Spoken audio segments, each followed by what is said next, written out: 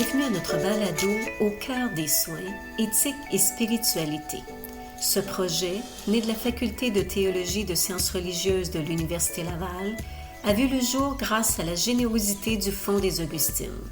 Ce fonds a été créé pour développer la formation continue en éthique et spiritualité dans le domaine de la santé, offrant ainsi un soutien précieux aux professionnels de la santé et des services sociaux. Au fil de ce balado, je vous invite à me rejoindre dans cette aventure où, ensemble, nous explorerons les dimensions de l'éthique et de la spiritualité dans le monde des soins. Nos échanges avec nos différents invités nous permettront d'enrichir nos connaissances sans prétention ni complexe. Je m'appelle Nancy Gamache, je serai votre interlocutrice. Avant de plonger dans notre discussion, une note importante. Les liens entre spiritualité et religion sont complexes. Ici, nous explorerons ces concepts, parfois entrelacés, parfois distincts, mais toujours dans leur rôle essentiel au sein du milieu de la santé. Aujourd'hui, nous vous invitons à découvrir un lieu unique, le Centre Santé Spiritualité, communément appelé le CS Santé. Situé au cœur du CHU de Québec, ce centre assure la planification, la coordination et la prestation de soins spirituels dans plus de 30 sites. Avec une équipe de plus de 40 intervenants en soins spirituels, le CS Santé offre un soutien essentiel aux patients hospitalisés, hébergés ou suivis à domicile. Le centre joue également un rôle clé dans l'humanisation des soins en respectant les croyances et les cultures de chacun. De plus, il collabore avec l'Université Laval pour offrir une formation universitaire en accompagnement spirituel en milieu de santé. Préparez-vous à être inspiré avec Gaston Mamberé, PhD en théologie, intervenant en soins spirituels, et Mario Bélanger, agent de planification, de programmation et de recherche, volet enseignement, coordonnateur du DESS en accompagnement spirituel en milieu de santé et professeur associé à la FTSR. Bonjour Mario, bonjour Gaston. Bonjour Nancy. Bonjour Nancy. Ça va bien? Oui, Oui. sûr. Très bien. Oui. Un peu nerveux? Tout petit peu. Un tout petit peu? Bon, alors on y va vraiment simplement. On part la machine avec une première question parce qu'aujourd'hui, ce qu'on veut faire, c'est de découvrir un peu qui est le CS Santé et qui sont les humains à l'intérieur aussi je vais le dire comme ça, du CS Santé. C'est quoi exactement la mission? OK. Donc, le Centre Spiritualité Santé existe depuis plus de 25 ans maintenant. Ça a été fondé vraiment dans l'optique d'offrir l'accompagnement spirituel aux personnes qui sont hospitalisées, qui sont hébergées, qui sont suivies à domicile, en clinique externe. En gros, dans tous les établissements de la santé de la grande région de Québec, il y a le Centre Spiritualité Santé envoie des intervenants en soins spirituels qui vont pouvoir accompagner les gens dans ce qu'ils sont en train de vivre. Il y a une trentaine d'ISS qui sont déployés dans tous les établissements de santé, des intervenants en soins spirituels, dans les établissements de santé de la grande région de Québec pour assurer donc la réponse aux besoins spirituels et religieux des usagers, de leurs proches aussi. Alors, en collaboration avec toutes les équipes de soins. Il y a ce volet-là qui est le volet principal, qui est le volet clinique, mais il y a d'autres volets aussi qui sont en appui. Par exemple, l'enseignement, en lien avec la Faculté de théologie de sciences religieuses, la recherche, qui est un des volets importants pour pouvoir continuer à innover dans notre domaine, le rayonnement, le partage des savoirs, entre autres par la revue Spiritualité Santé qui se trouve sur Internet de façon gratuite. Et aussi le développement d'outils tels que le RESS, qui est bien connu par les intervenants en soins spirituels, et aussi un paradigme d'accompagnement pour les personnes en hébergement. Donc, la recherche a amené tous ces outils-là, puis le partage du savoir aussi qui va avec.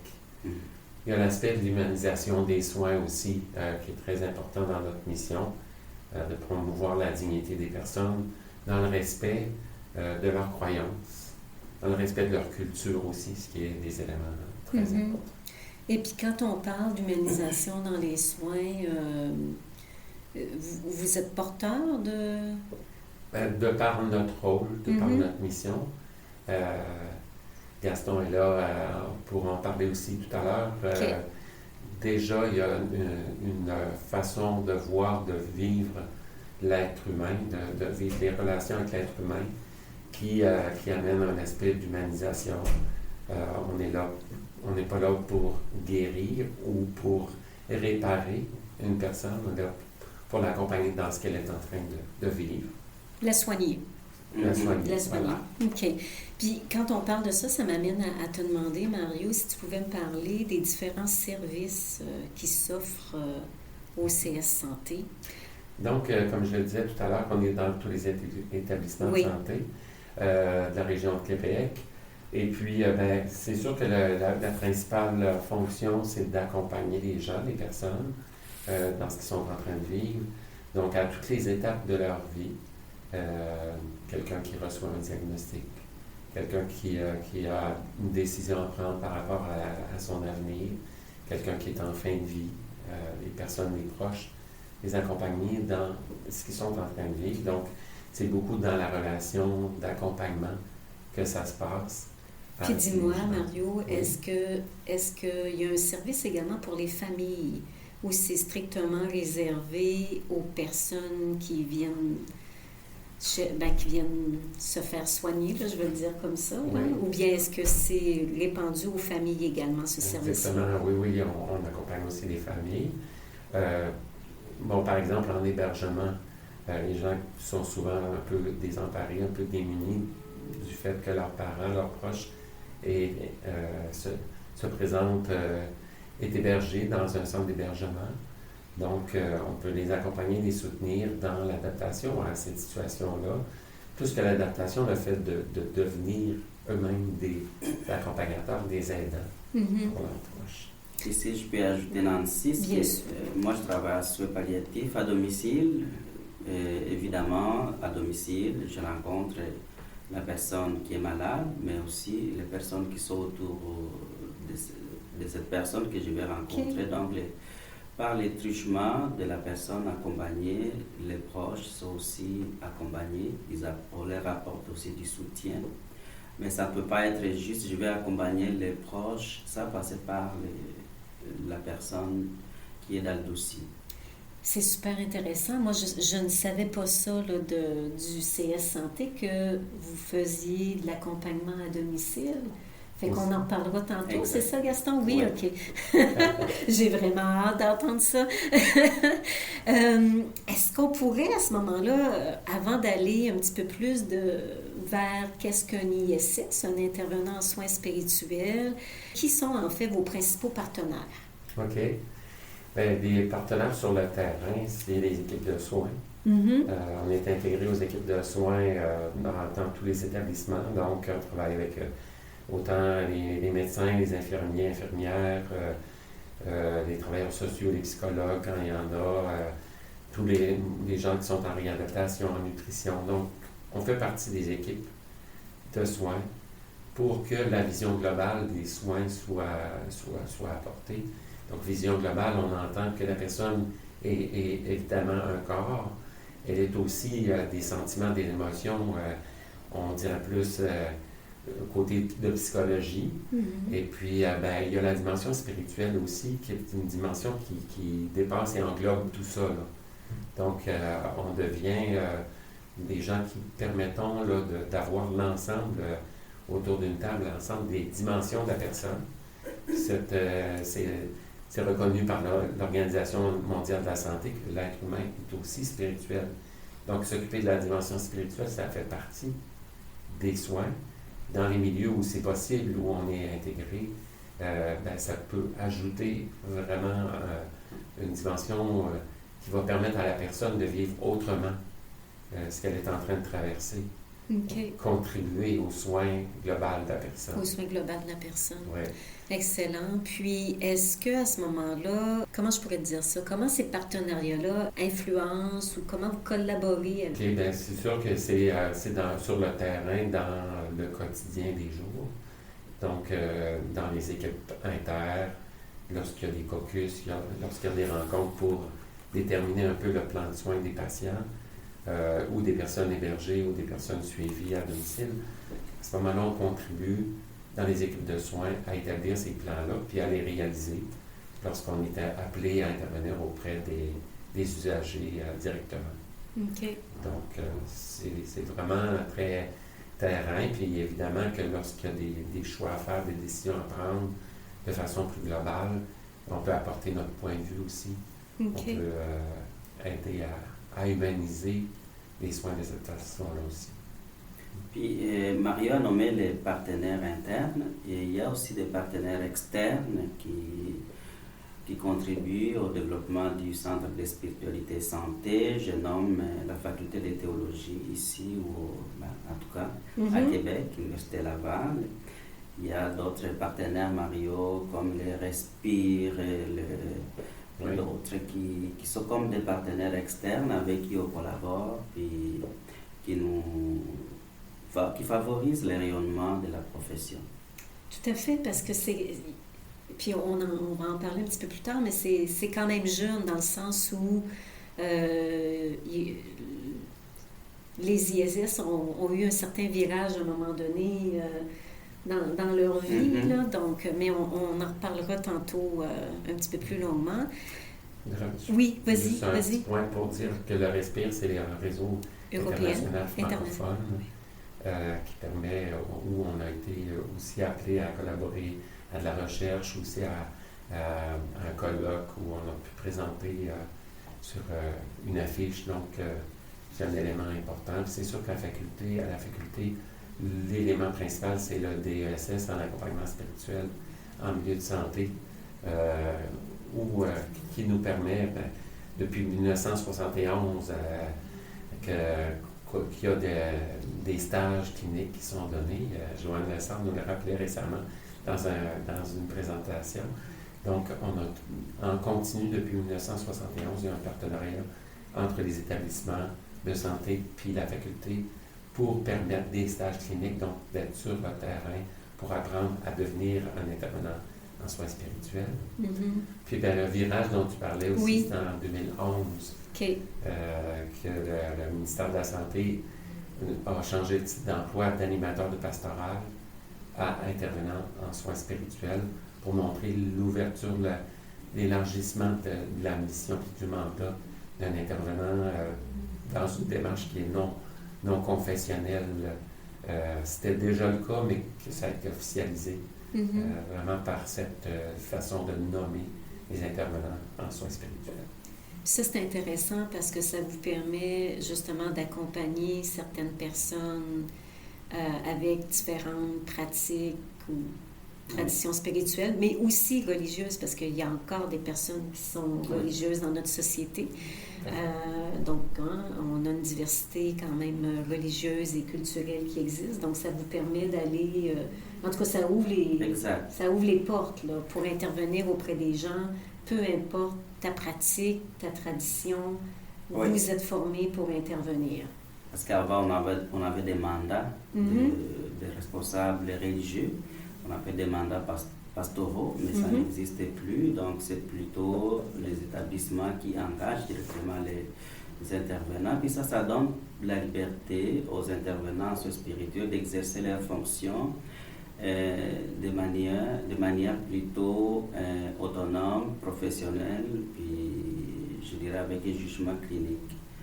Donc c'est très intéressant cette évolution, même si il y a des enjeux religieux qui demeurent, comme tu l'as nommé.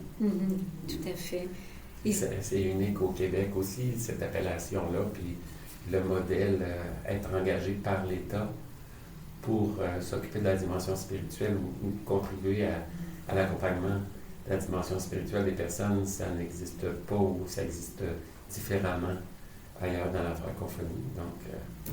Oui, effectivement. Puis, il faut le préciser, spiritualité n'égale pas nécessairement religion, parce que parfois c'est confondu, c'est correct. Quand on baigne là-dedans, dans un milieu universitaire ou sur le terrain, c'est facile peut-être de différencier les deux, mais Ce n'est ni noir ni blanc, et voilà. C'est toujours à la frontière, comme je le vois. Je ne peux pas écarter à 100% de l'un de l'autre, mais ce sont des cheminements, je pense, qu'il faut respecter et observer de manière comme elle se présente. Comme elle se présente. Ouais. Et si j'avais à vous demander quelle est la vision que vous avez là, du CS Santé, mais aussi de l'évolution du rôle de l'ISS, ben, du moins de son intégration dans le monde de la santé, hein, parce qu'il y a quand même ce travail-là aussi qui se poursuit. Donc, ce serait quoi votre vision, vos rêves? Là, vers où vous voulez marcher, là, dans le fond? Où est la lumière? Les défis?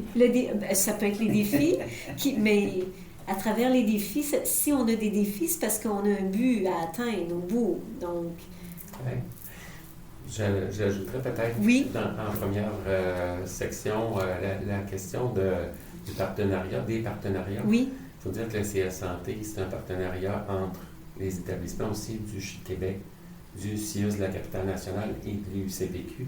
Donc, les 3 établissements de la Ville de Québec se sont regroupés pour permettre qu'il y ait des intervenants en soins spirituels. Donc, c'est le CHU de Québec qui nous engage, mais il y a des intervenants partout, puis des intervenants qui font partie des équipes aussi, qui ne sont pas envoyés comme des surnuméraires ou des gens qui sont en para-soins.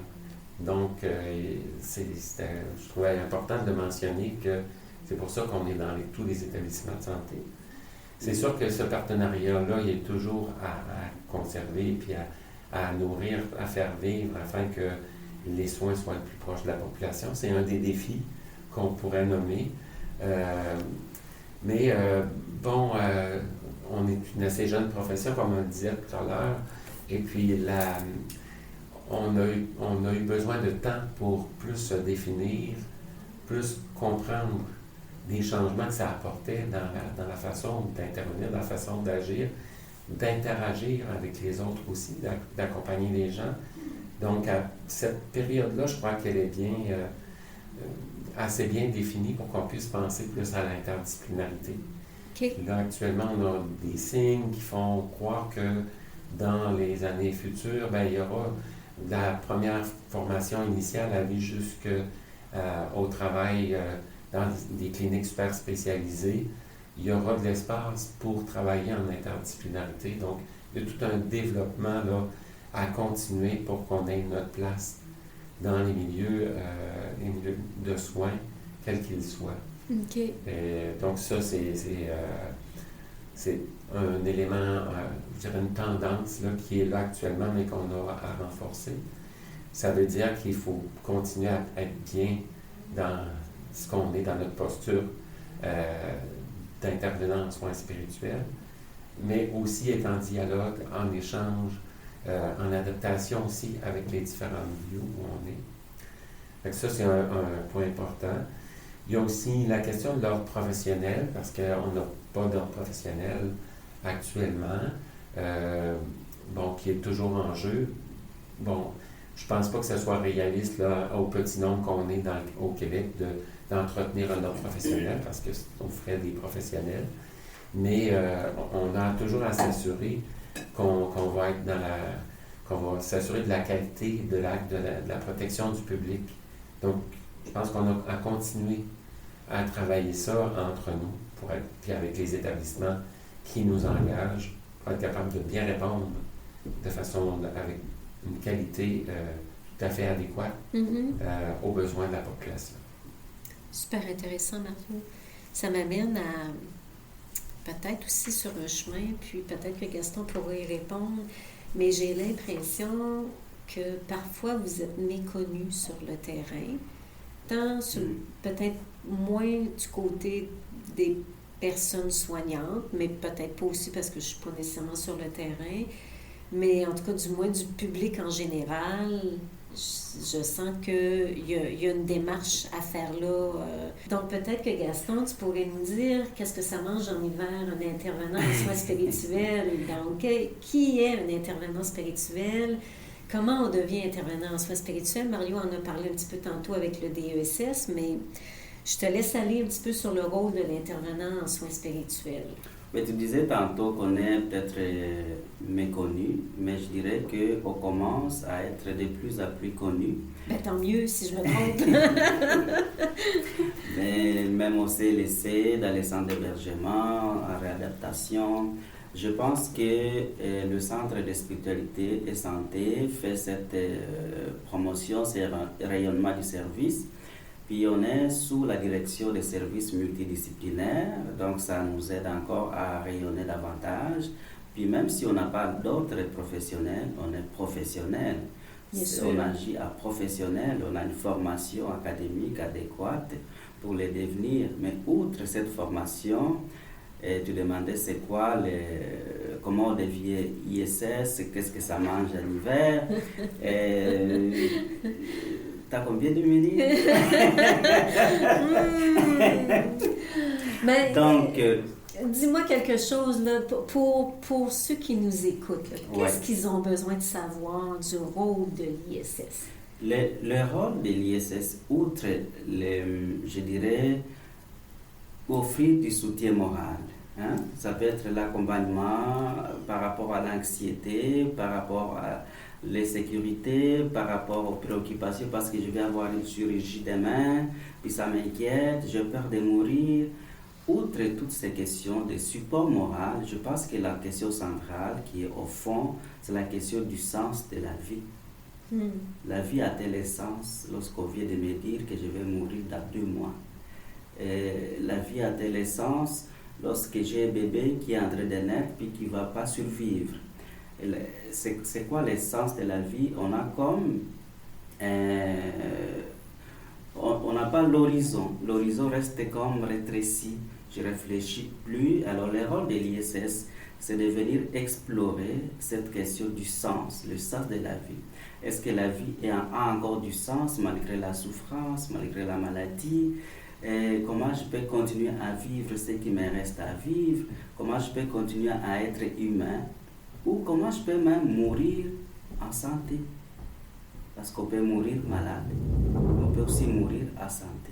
C'est-à-dire faire un cheminement tranquillement avec un accompagnateur spirituel qui va ouvrir les perspectives, qui va donner des priorisations, qui va explorer les valeurs et les engagements, nos relations.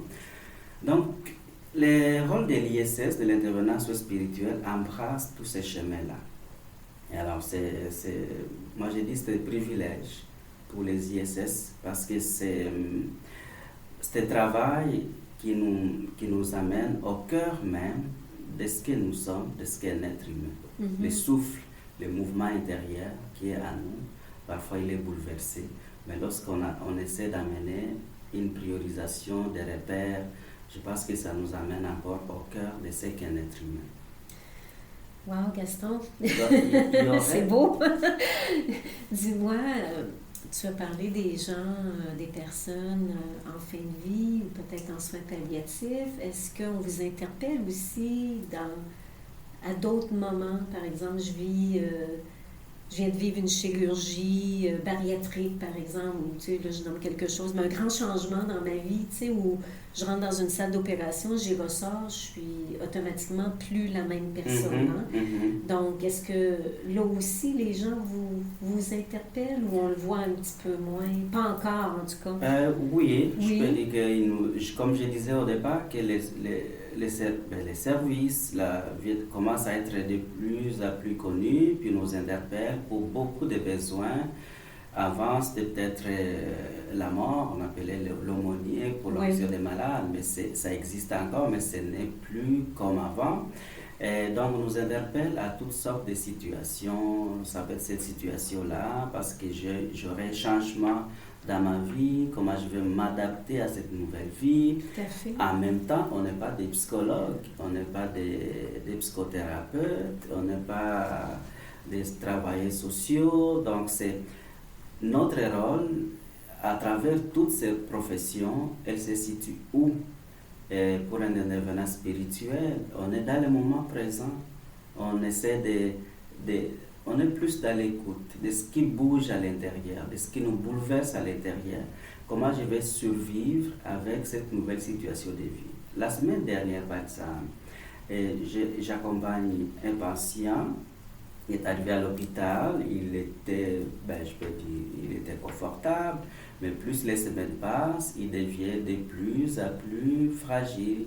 Il est tout taouli.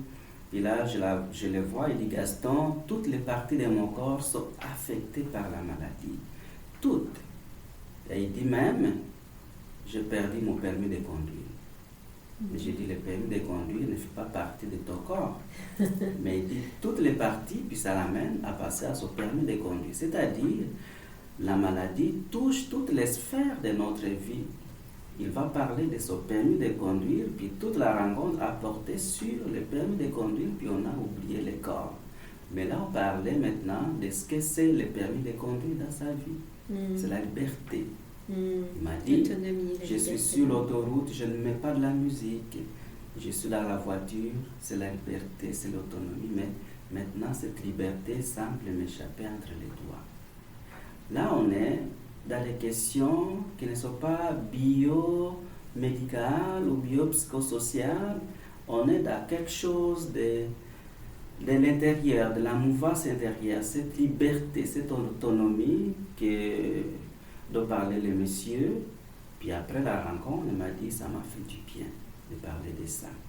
Mais à t'écouter, moi, ça me fait du bien. Autrement dit, les soins spirituels, ça rentre dans cette dynamique holistique des soins, comme disait Mario tantôt. Ce n'est pas juste le corps, le petit doigt qui est malade, c'est toutes nos relations, nos valeurs qui sont bousculées, et l'histoire de notre vie qui revient. Donc, c'est l'espace des soins spirituels, c'est pour explorer tout ça, entendre tout ça, puis essayer de mettre du sens autant que possible. Parfois, le sens n'y est pas, mais lorsqu'on y arrive, tant mieux. Wow, OK. Si je t'écoute, puis j'ai le goût de t'écouter toujours, j'aimerais ça, Gaston, que tu me dises comment on arrive à devenir un intervenant en soins spirituels. Quelles sont les compétences que je dois développer, des connaissances? Est-ce qu'il y a quelque chose de naturellement, déjà, tu sais, parfois, comme quand on parle des enseignants, on dit, c'est une vocation, on est là-dedans. Est-ce que pour devenir un intervenant en soins spirituels, je dois avoir cette petite flamme-là déjà de vocation, d'écoute? Je dirais, oui, la formation est là. Mario a mentionné ça, le DSS, le baccalauréat en théologie ou SIAS Connex. Cette formation intellectuelle, des théories, je pense que ça a sa place. Moi, j'ai été formé ici à l'Université Laval pour mon DSS. Donc, ça a sa place. Je connais l'apport des cours. Mais outre les cours, les formations, je pense qu'on a besoin, je crois c'est qui disait ça dans les cours, Gilles Bradette dit que nous sommes notre propre outil de travail. Est-ce que l'habileté à rentrer en relation, l'esprit d'ouverture, la rigueur, le sens de leadership, d'organisation, ça on ne peut pas nous apprendre tout ça dans les cours. Mais je pense qu'à TAC et ISS, on a cette disponibilité, cette disposition intérieure à être à l'écoute de quelqu'un qui est en face de moi et qui souffre. Avoir ces aptitudes d'empathie, de compassion, ça se développe à chemin faisant. Donc il y a toutes ces aptitudes-là, peut-être il y a la formation permanente, et ainsi de suite. Donc d'abord, lorsqu'on est capable de s'écouter, est-ce que je suis en train d'écouter, est-ce que je suis fatigué, est-ce que je suis prêt à aider cette personne, c'est déjà beaucoup. Parce que quand je rentre dans une chambre, si je ne suis pas bien, ça va paraître que je ne suis pas bien non plus. Oui. Okay. Donc, c'est travailler sur soi-même, mais aussi d'autres formations externes, extérieures, qui vont m'aider à m'ajuster de plus en plus. Donc, au-delà du profil académique, pour aller vers un DESS, parce que c'est un diplôme d'études spécialisées supérieures, on s'entend. Donc, on doit quand même avoir un certain profil, comment je pourrais l'appeler, psychologique, ou en tout cas, du moins, humain. Humain, oui, justement. On entre sur la pointe des pieds d'une chambre. Je ne suis pas là, je ne viens pas d'en haut.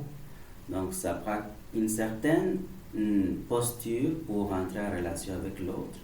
J'appelle ça une posture décalée. On rentre toujours à décalage. On n'est pas face à face, on rentre toujours à côté. Puis on rentre toujours avec les mains vides. On n'a rien, on n'a pas de pilules, et on a les mains vides. On a les mains vides parce qu'on ne peut que s'accueillir avec les mains vides. Okay. Il n'y a que les mains vides qui peuvent recevoir. On ne peut pas recevoir avec les mains pleines. Mm-hmm. Donc c'est dans cette posture de trou, on a un trou. Oui, disons-le comme ça. De manque, on est dans cette posture de manque. Il y a un espace vide. Ces manques créent une relation. Okay. Okay? Et on peut s'accroupir, on peut être de côté, ou bien dans notre manière de poser des questions, comment ça se passe, et non pas comment ça va. Ça crée déjà cette posture décalée. Okay. Donc, ce sont des choses qu'on développe chemin faisant. Okay. Puis que j'imagine que vous apprenez aussi dans certains de vos cours la relation d'aide, j'imagine, parce que... Oui, hein? Souvent, les intervenants ont aussi déjà un bagage de ce Un bagage, OK. Des attitudes d'écoute, de disponibilité intérieure. Cet élément aussi, je pense qu'il est particulièrement important dans notre domaine d'être au clair avec ses propres enracinements personnels là, okay.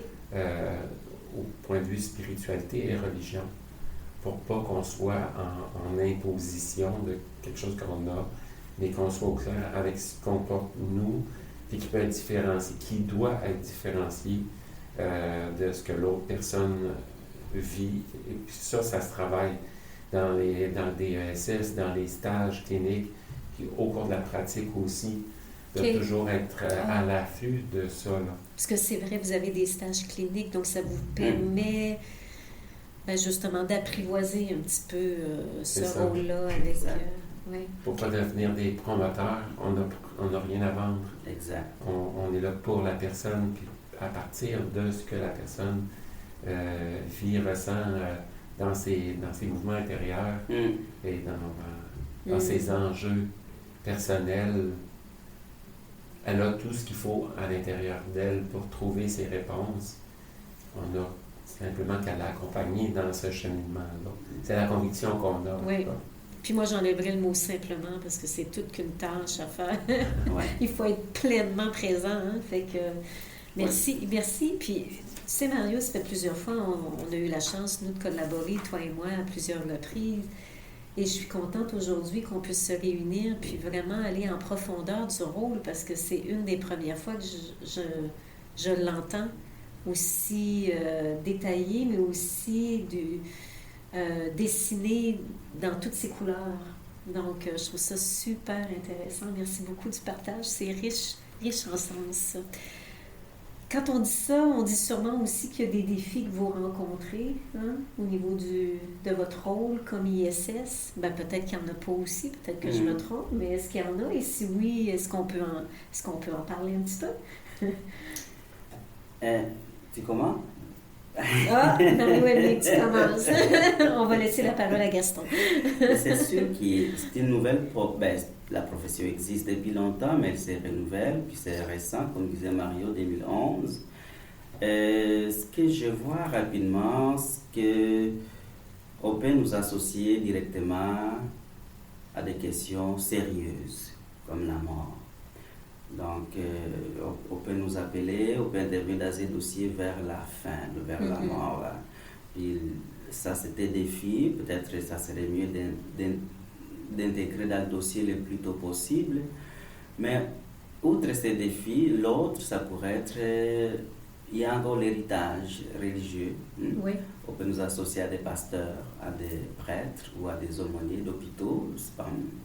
Je ne suis pas contre. Mais ça mais peut... c'est pas qui vous êtes. Oui, c'est pas tout.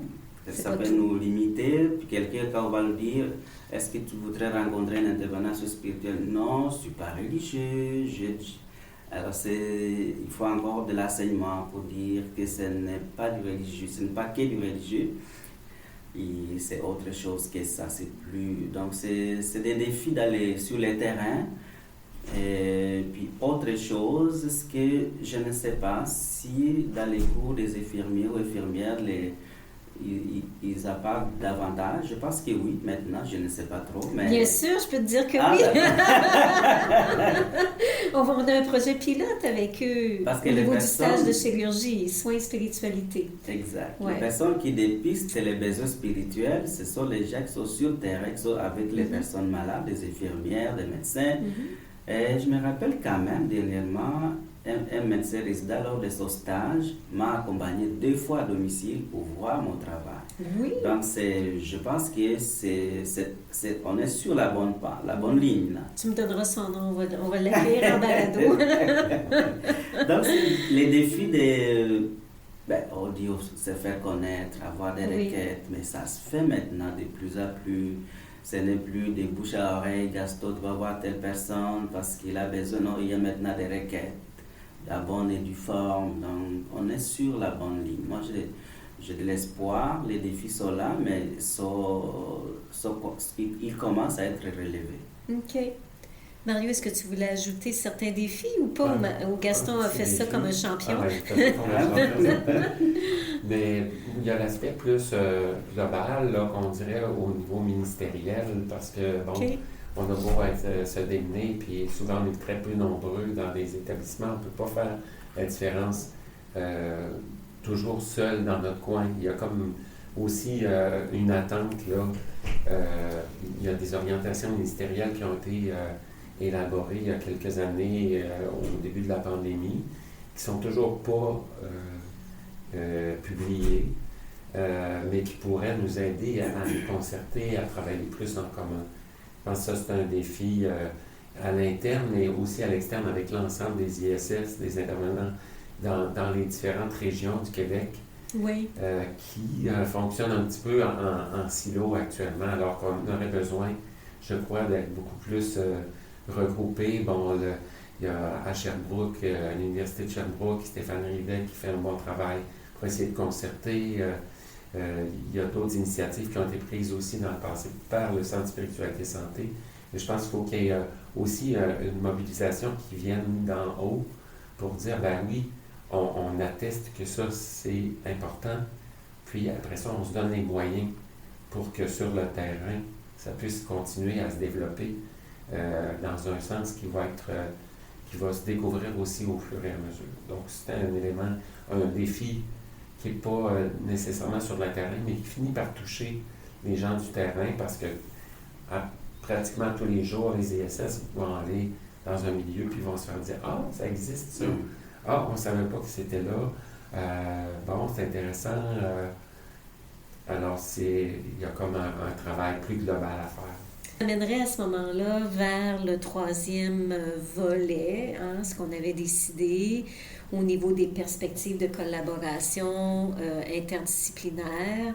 Et là, je pense que Mario et Gaston, vous allez vous lancer la balle un petit peu. On va parler de ça. Puis, tu sais, on avait nommé certaines choses, mais je vous laisserai complètement libre à ce moment-ci. Donc, tu sais, on a parlé de comment les ISS collaborent avec les autres membres, les bénéfices. Donc, je vais intervenir ici et là, mais je vous laisserai aller dans un ensemble, si vous voulez bien. Merveilleux. On le nommait tout de suite, là, dans la collaboration interprofessionnelle, c'est vraiment au sein d'équipes qu'on est intégré. Donc, qu'est-ce que ça donne aux équipes et au milieu d'avoir des intervenants en soins spirituels ou un intervenant en soins spirituels dans son milieu? Ça donne des soins plus humains qui prennent en compte le cheminement des personnes. Donc, on ne dit pas juste « Madame une telle, bon, c'est un cancer du pancréas », comme des fois on entend dans les unités. Non, Madame une telle, c'est une personne qui vit une situation qui dépasse des fois la maladie. Et puis, bon, l'intervenant en soins spirituels va avoir ce regard-là un petit peu extérieur, puis qui va amener à se dire, ben OK, c'est important ce qu'on est en train de vivre là pour cette personne-là, pour ses proches aussi, Puis, l'écoute en profondeur, Gaston en parlait tout à l'heure, l'écoute de façon décalée avec des mains vides peut permettre des fois à la personne de faire des prises de conscience qui vont l'aider à vivre ses deuils. Parce que la maladie, c'est aussi une série de deuils qui sont à vivre. Donc, aussi, dans le concret, permettre aux personnes de vivre selon ses croyances, selon sa spiritualité, des moments de méditation, de type pleine conscience, par exemple, ou une prière, ou un sacrement, lorsque c'est prescrit, lorsque c'est important pour la personne. Donc, oui, de l'écoute, du soutien, mais aussi des fois des moments clés où on permet à la personne de s'arrêter et de se recueillir pour être capable de se relancer en ayant une charge moins lourde là, sur ses épaules. Voilà, c'est un peu ça que je nommerais par rapport aux bénéfices d'avoir un intervenant en soins spirituels dans une équipe. Oui, pour rachérir, je peux donner peut-être un exemple de cette contribution, collaboration, mais je ne vois pas ça comme un utilitarisme. Donc, venez, les soins spirituels a sa place importante dans la trajectoire des soins. Donc, je donne un exemple où les soins spirituels ont aidé à renforcer l'alliance thérapeutique pour un patient que j'accompagnais puis qui ne collaborait pas aux soins. Puis au caucus, donc dans la rencontre interdisciplinaire le matin, l'infirmière avec les autres disait: est-ce que Gaston, tu peux aller voir tel patient parce qu'il ne collabore pas? C'était jeune, de la vingtaine, qui venait de rater 2 fois son suicide. Et puis, je ne vais pas rentrer dans le détail parce que c'est confidentiel. Et la personne ne voulait rien savoir, ni de l'ergothérapeute, ni de la physiothérapeute, ni de la nutritionniste. Et on va essayer les soins spirituels, s'il va collaborer aux soins. Encore là, ce n'est pas parce que les soins spirituels vont être utilisés, non, c'est parce que ça fait partie de la dynamique holistique des soins. Et alors, je rentre, puis, comme je dis, on rentre sur la pointe des pieds, comment ça se passe, puis soins spirituels. On fait des gros yeux, soins spirituels. Sûrement. C'est quoi ça? Qu'est-ce que vous faites dans la vie? Qu'est-ce que vous aimez dans la vie? Ouais, moi, j'aime, il dit qu'il aime la musique, puis qu'il aime écrire des poèmes. Ok. Est-ce qu'on peut commencer un poème maintenant? Puis c'est parti. OK. Aussi simple que ça? On a fait beaucoup de poèmes. Chaque rencontre, c'était une rencontre de poèmes. OK. J'ai dit, je viens demain, puis on va lire le poème que tu auras écrit la nuit ou quand tu auras de ta livre. Puis la nuit, je passe, puis on lit les poèmes, puis on commente les poèmes. Puis à la sortie de l'hôpital, il a produit un livre de poèmes. De patients, puis c'était l'ouverture à d'autres soins. C'était comme pour aller entendre, mettre à valeur ce qu'il était. Oui. Et qu'il était ce patient-là, parce qu'il n'était pas que un malade qui doit recevoir. C'était quelqu'un qui devait aussi se réaliser et explorer de nouveau ses valeurs qui étaient pour lui des valeurs de création. Donc, de mettre ça de l'avant, puis de commenter ça, c'était vraiment profond, ce poème. Puis, il m'a donné un livre quand il a publié ce poème pour me remercier du cheminement qu'on a fait ensemble. Puis, on est resté en contact quelques mois plus tard, puis après j'ai coupé quand même, il faut couper les condoms. Oui, oui c'est ça, laisser voler de ses propres ailes. C'est pour dire que quand même, la présence de l'ISS, de l'intervenance spirituelle, il y a un poids du rôle, comme disait Martine Fortet, mon ancienne collègue, le poids du rôle, juste dire soins spirituels, ça n'a rien dire d'autre, ça ajuste les choses. soins spirituels. Ok, moi j'aime les poèmes. Il associe les soins spirituels aux poèmes et puis à la musique. Okay. Donc puis toutes les portes à d'autres professionnels ont été possibles à être ouvertes. S'il y avait quelque chose, l'infirmière passait par moi, va lui dire ceci, ça passe mieux. Okay. Donc il y en a tant d'exemples comme c'est ceux-là de mes collègues, je suis certain, puis j'en ai vécu d'autres. Donc ça s'en place quand même, les soins spirituels, même pas quand même, ça s'en place tout simplement. Merci d'avoir autocorrigé, sinon je l'aurais fait. Mario, tu voulais ajouter quelque chose? Ben, dans une optique aussi là, de voir un regard un peu plus éloigné là, dans une perspective que du sens. Donc Gaston parlait de quête de sens, oui. de recherche de sens au début. Dans le fond, il y a un équilibre qui finit par se faire avec l'accompagnement ou le cheminement de la personne. On n'a pas besoin d'être en accompagnement spirituel pour se réaliser.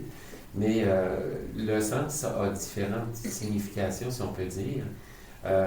Puis, ben, quand ces sens-là sont alignés, je crois que c'est là que la personne peut se dire en équilibre puis retrouver une certaine paix intérieure. Mm-hmm. Bon, je prends le sens, par exemple, de la signification, souvent qui va être liée à qu'est-ce que j'ai fait dans ma vie, comment je me suis réalisé, de quoi je suis fier. Souvent, en fin de vie, on va dire, bon, je suis fier de ce que j'ai réalisé, de ce que j'ai fait, pour telle raison. Donc, la signification de ma vie, ça a du sens. Okay. Dans l'aujourd'hui, dans le maintenant, est-ce que je suis capable de goûter la vie, donc les 5 sens? Est-ce que je suis capable de pouvoir profiter des moments que j'ai avec mes proches, de pouvoir goûter une crème glacée, de pouvoir sentir les roses, bon, d'être dans les sens, d'être ici maintenant, dans les sens, puis que c'est apaisant, ça me donne de l'équilibre. Puis après ça, le sens direction. Qu'est-ce qui s'en vient en avant de moi? Souvent, les personnes vont avoir ces questions-là quand ils vont arriver. Donc, l'intervenant en soins spirituels va contribuer à aider à la personne à voir qu'est-ce qui s'en vient pour moi, y compris dans une vision de l'après-vie. Qu'est-ce qui s'en vient de l'autre côté quand la personne est croyante ou qu'est-ce qui va rester de moi après que je serai passé sur la terre. Donc, quand ces 3 sortes de sens-là sont alignés, il y a un apaisement souvent chez la personne. C'est un peu notre but, dans le fond. C'est un peu l'objectif, la visée qu'on a. Merci Mario. Dis-moi, je terminerai avec cette dernière question-là avec toi. C'est comment on fait pour vous rejoindre? Comment les patients, les familles peuvent accéder dans le fond à vos services, que je sois à Québec, mais aussi que je sois à l'extérieur de Québec, parce que il y a autre chose qui existe à l'extérieur de la ville de Québec. Donc, est-ce que c'est possible aussi d'avoir accès à des intervenants en soins spirituels à l'extérieur de Québec? Je te laisse aller là-dessus. C'est sûr que le premier moyen, le plus simple, c'est de communiquer avec l'infirmière ou avec une personne responsable du dossier dans l'établissement où la personne est pour vérifier le besoin. Et puis après ça, la personne va entrer en contact avec un intervenant en soins spirituels. Ça va dépendre vraiment des cultures de chaque organisation pour savoir comment on va les rejoindre. Mais la personne clé, c'est l'infirmière, le médecin ou quelqu'un de l'équipe de soins. OK. Donc, si moi, par exemple, j'habite le Bas-Saint-Laurent, je suis pas hospitalisée, est-ce que je peux bénéficier d'un service de soins spirituels si je suis pas hospitalisée? Non, c'est nécessairement dans le cadre d'un épisode de soins. D'un épisode de soins, oui, OK. C'est ça. Donc, même en externe, là, c'est parfois possible la plupart du temps, mais il faut vraiment qu'il y ait des soins actifs qui soient donnés à la personne ou des soins palliatifs. Donc, quand Gaston va en soins à domicile, c'est parce que la personne reçoit un épisode de soins. Avec les CLSC. Ça se fait avec les CLSC, oui. OK, parfait. Ouais. Parfait. Parce que chaque CLSC a une cellule de soins palliatifs à domicile. OK. Donc, ça, c'est dans le cadre du soin palliatif. Est-ce qu'il y a d'autres cellules autres que les soins palliatifs? Occasionnellement, on peut être demandé pour certaines situations plus particulières, mais la principale clientèle, c'est vraiment les soins palliatifs et les soins de fin de vie. Et les soins, oui. Oui. Puis, ce que je conseillerais aux personnes, c'est de se référer au site Internet de leur milieu. C'est là qu'ils vont trouver l'information pour rejoindre un intervenant en soins spirituels. Après ça, ça va être à l'intervenant à déterminer si c'est possible de les rencontrer ou pas. Mais habituellement, les liens se font assez facilement. Là, puis, c'est possible, dans le cadre d'un épisode de soins, de rencontrer un intervenant en soins spirituels. Parfait. Et si je suis dans un épisode de soins en lien avec la santé mentale, est-ce que c'est aussi possible de... Seulement. Oui? OK. Oui. L'Institut de santé mentale, aussi dans les urgences psychiatriques. La région de Québec, là, c'est possible d'avoir des liens avec les soins spirituels en réadaptation aussi. Oui. Parler, mais, oui, c'est un autre volet, ça, une autre dimension, là, dans le fond, dans laquelle vous travaillez. Vous êtes un vrai bijou, messieurs. C'est merveilleux. Merci pour votre temps. Merci de nous avoir reçus. C'est un plaisir, oui. Voilà, on se quitte là-dessus. Mario, nous, on se voit le 22 mai prochain à la journée de développement professionnel que la Faculté de théologie et de sciences religieuses organise, qui s'appelle Équilibre entre soi et le soin, entre le désir et le devoir. On va travailler ensemble à cette journée-là, donc j'ai bien hâte de te revoir. Gaston, ce fut un grand plaisir de te rencontrer. J'avais entendu parler de toi déjà, devine par qui, mais vraiment, je suis très choyée d'avoir fait ta connaissance. Merci pour ton partage, c'est vraiment merveilleux. Le plaisir est vraiment partagé, Nancy. Merci beaucoup. Merci. Bonne fin de journée. Merci. Merci.